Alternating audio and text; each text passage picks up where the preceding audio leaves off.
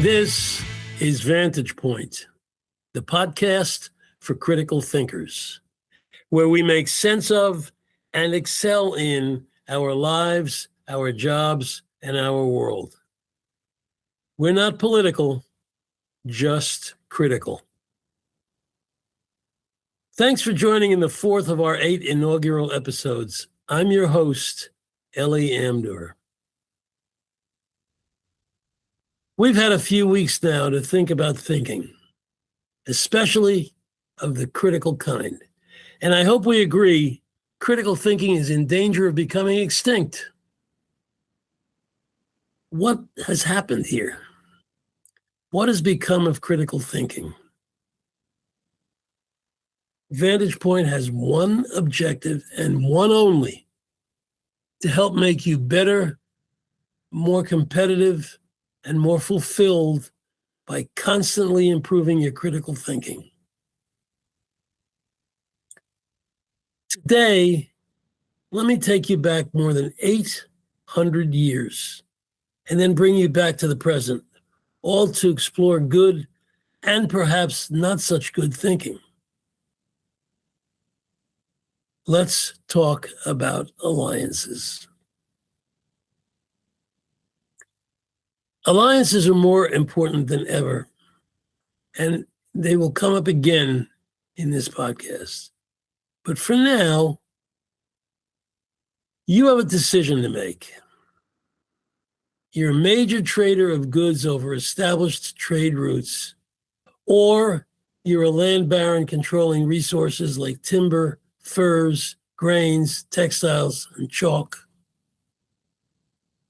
Resources that proliferate across your expansive lands and numerous ports in Central and Northern Europe. You've come under increasing pressure over the last 30 years or so from trade competition, new trade routes, the need for new classes of goods, and from hostile forces like pirates and invaders. The year is somewhere around 1175. And new worlds and markets still haven't opened up yet because Marco Polo hasn't gotten here yet, let alone Christopher Columbus. And Johannes Gutenberg's printing press, the great expander of the world's knowledge, is still nearly 300 years away. Your world, as you know it, isn't global. It's narrowly parochial, but surely becoming regional and increasingly difficult to manage. What do you do? Essentially, your decision comes down to this. Do you go it alone, or do you align yourself with other complementary interests, confident that there is a strength in numbers and opportunity in expanding your reach? It's not a difficult choice. I want to talk to you about the rise of the Hanseatic League. In giving thought to the preceding discussion, what you've done, the decision you've made, is to join the Hanseatic League, a medieval commercial and defensive confederation of merchant guilds and market towns, both coastal and inland, in Central and Northern Europe. Growing from a handful of northern German towns in the mid to late 12th century, the League expanded between the 13th and the 15th centuries and ultimately encompassed nearly 200 settlements across 9 modern-day countries in Europe: Estonia, Latvia, Russia, Sweden, Poland, Germany, the Netherlands, Belgium, and the United Kingdom, all being done without instant global communication, no less. Ideals were ideals after all. The League, originally a loose association of smaller commercial interests, coalesced to form what became the predominant global trading interest, not only promoting trade, but supplying defense and protection. Hanseatic League traders enjoyed toll privileges, protection in affiliated communities and their trade routes, economic interdependence, and all sorts of alliances between ruling families, otherwise known today as good foreign relations. Ultimately, the League operated under common regulations and codes. And during its heyday, the League dominated trade in the North and Baltic Seas. There was no doubt about its benefits. It's hard to think of anything that hasn't changed in the world since the 12th century. Until, of course, we think of things like alliances, leagues, treaties, unions, and guilds. Unless polluted by politics or corrupted by personal interests, these organizations were established for and always served the benefits of their members. Well, now let's fast forward 800 years. Leading alliances of the 20th century include NATO, the United Nations, Benelux, Belgium, Netherlands, Luxembourg, still in existence, by the way, but nominally. The European Union, the United Arab Emirates, the Trans-Pacific Partnership, which was entered into by President Obama and withdrawn by President Trump, and now operating without the US, and BRICS, BRICS. Originally, it was BRIC, 4 letters, BRIC, an acronym for Brazil, Russia, India, and China. It soon added South Africa to make it BRICS. So now let's do some addition. The original 4 countries have a combined population of 3.25 billion people, or 41% of the people who inhabit this globe. This is United Nations data. Their combined GDP is $24 trillion, which is 24.7% of the world's output. That's a powerful block, and even larger when we add in the remainder of the now 12 BRICS countries. On the other hand, the combined population of the 31 NATO states is 960 million people, or 11.9% of the world's population, with a combined GDP of $50 trillion, actually 49.8 trillion. This is NATO data. And that comprises 51% of the world's economic output. So 41% of the people in the world, BRICS, are producing 24% of the world's output. That's kind of weak. It's just enormous. On the other hand, in the West, 960 million people, or 11, let's say 12% of the world's population, is producing $50 trillion. And that is much smaller, but much more powerful and much bigger in economic output. Okay, so you see the contrast here.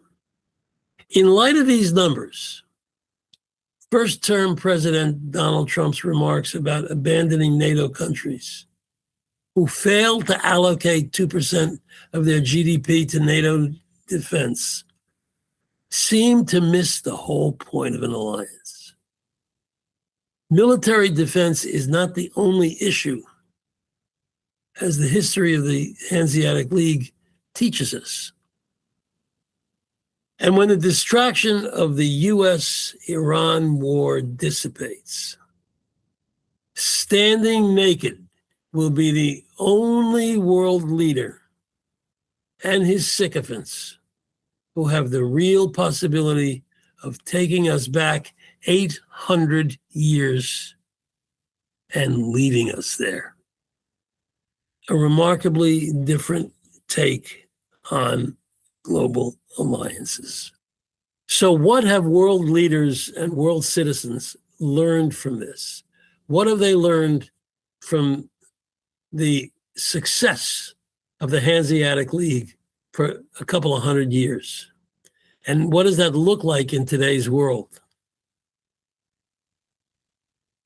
When Donald Trump first took office and discussed America first, many people were afraid that our allies would not feel so strongly about that and would see a weakening of defense and business and take off in their own direction. And that's exactly what's been doing.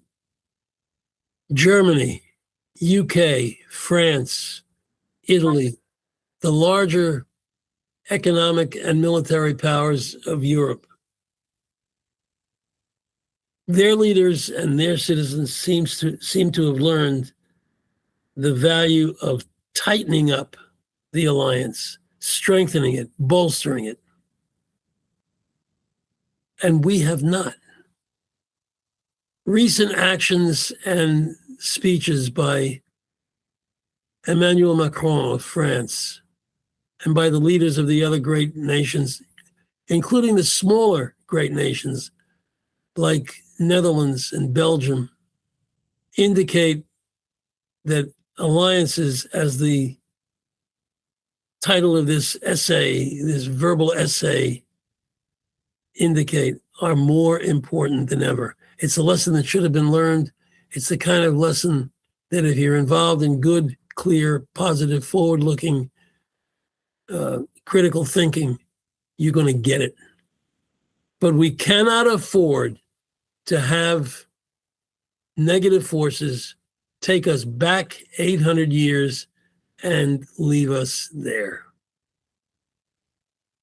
We're going to begin this home stretch with a few of my aphorisms. I've been asked by a couple of people, where did I get these? There's no book, no text, nothing.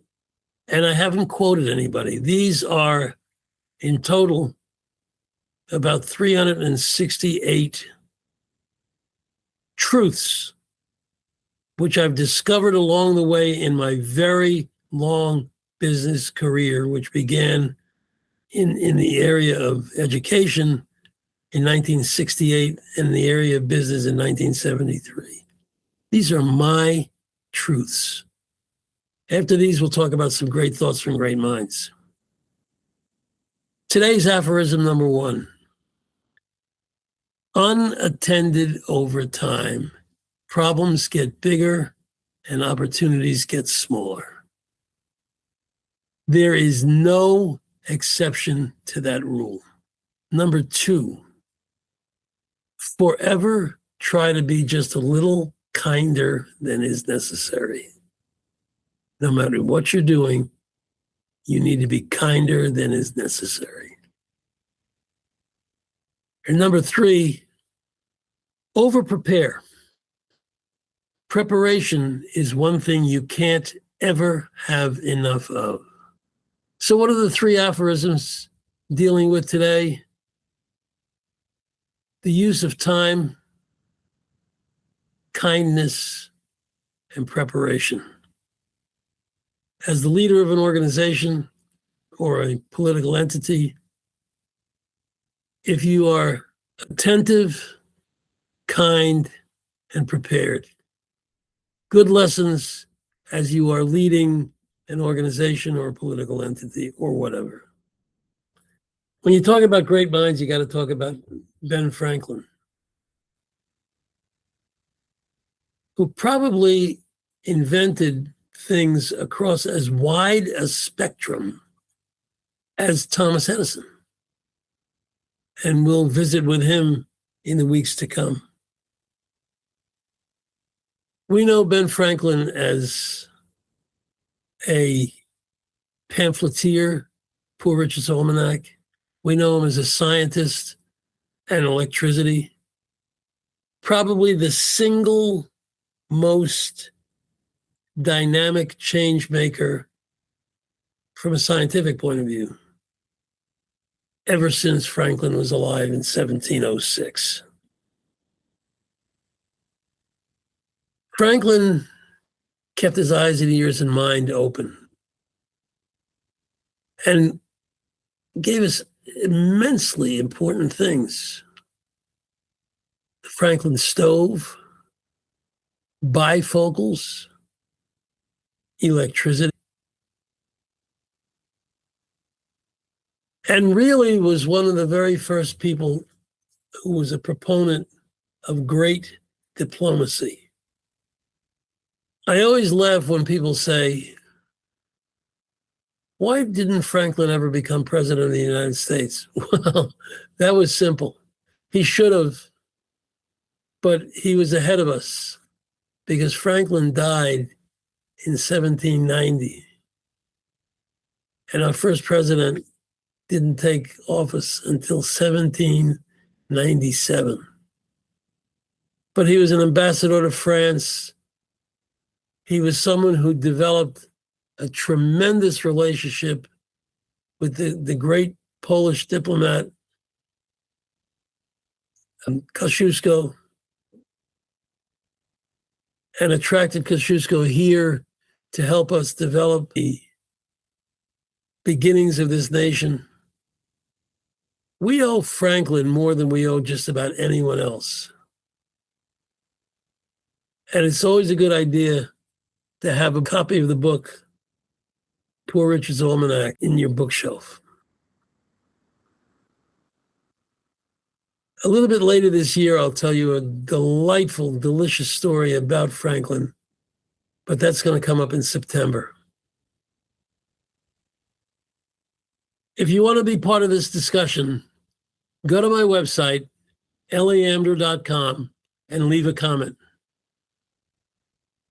Now it's time to talk about what if. Greatest question that ever was invented.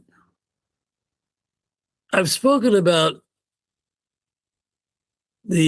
some of the founding fathers. I've spoken about the European Union. I've been up and down the scale of history. But I'd like to ask you to think, this great nation of ours, the United States, in its 250th year, is a great example of what if, and what if something had not happened. What if Benjamin Franklin and Thomas Jefferson were not so dynamically successful in attracting to the United States the Marquis de Lafayette at the age of 26, by the way, and Tadeusz Kosciuszko from Poland, an immensely talented, very smart, strategic, and tactical thinker. And indeed, it was Kosciuszko who was responsible for the defense of West Point, with the famous chain across the Hudson River, which at the time was called the North River, and who added to the discussion about how our Constitution would work and how our branches of government would work. What if Franklin and Jefferson had not attracted Kosciuszko? You know, Kosciuszko left the United States and went back to his native Poland and helped Poland establish the very first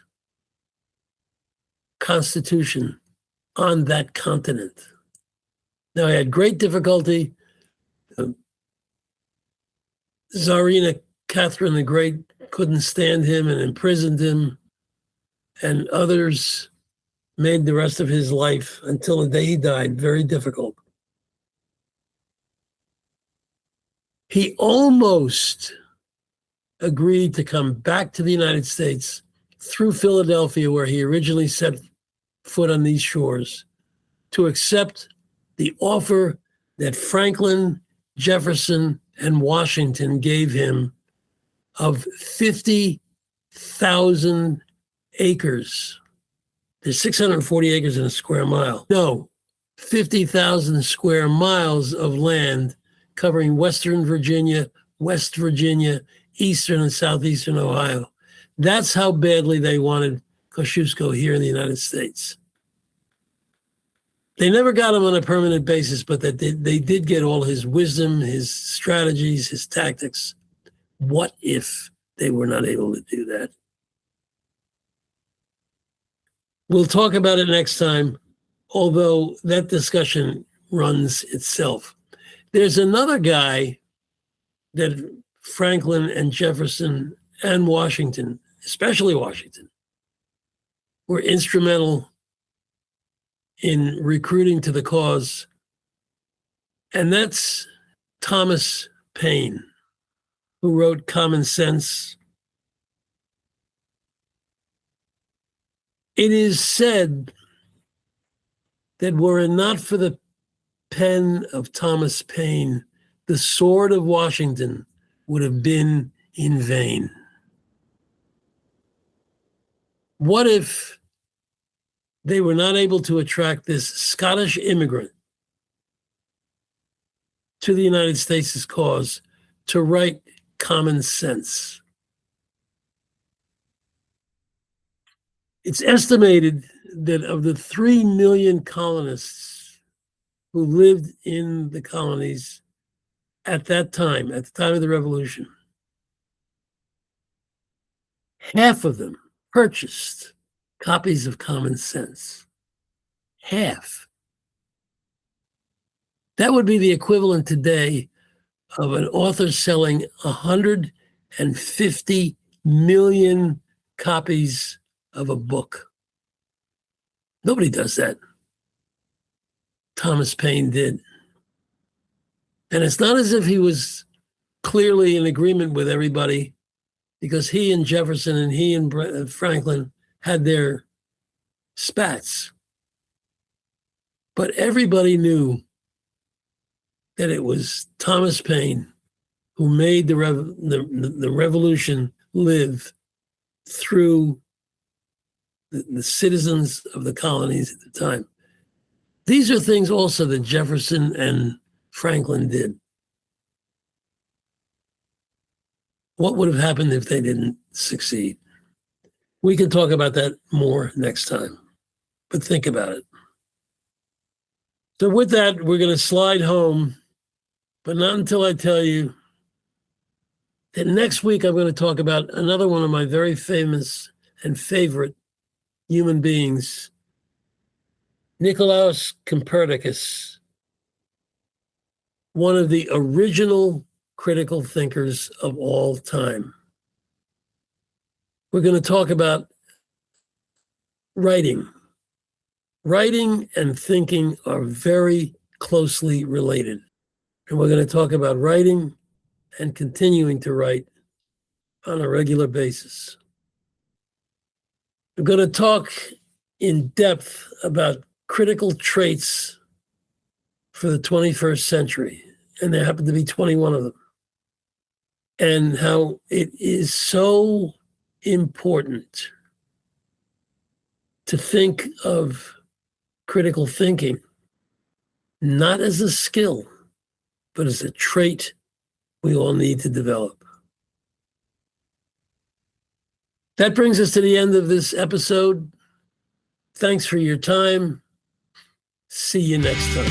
Until then, keep questioning, keep learning, and keep thinking critically.